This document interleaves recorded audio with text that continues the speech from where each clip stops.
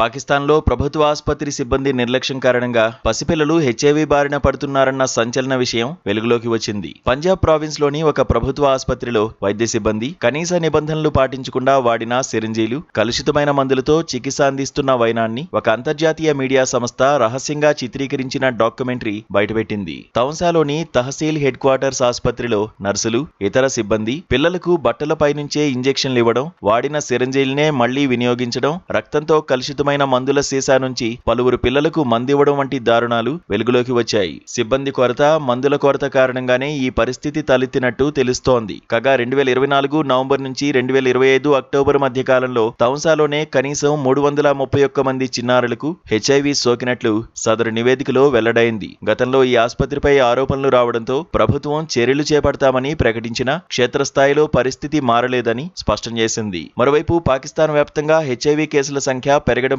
వైద్య నిపుణులు ఆందోళన వ్యక్తం చేస్తున్నారు. 2025 అక్టోబర్ నుంచి ఇప్పటి వరకు 189 కొత్త హెచ్ఐవి పాజిటివ్ కేసులు నమోదయ్యాయని, ఏప్రిల్ నెల మొదటి 20 రోజుల్లోనే 11 కొత్త కేసులు వచ్చాయని జాతీయ ఆరోగ్య సేవల మంత్రిత్వ శాఖ గణాంకాలు వెల్లడించాయి. బాధితుల్లో పురుషులతో పాటు చిన్నారులు కూడా ఉండడం ఆందోళనను రెట్టింపు చేస్తోంది.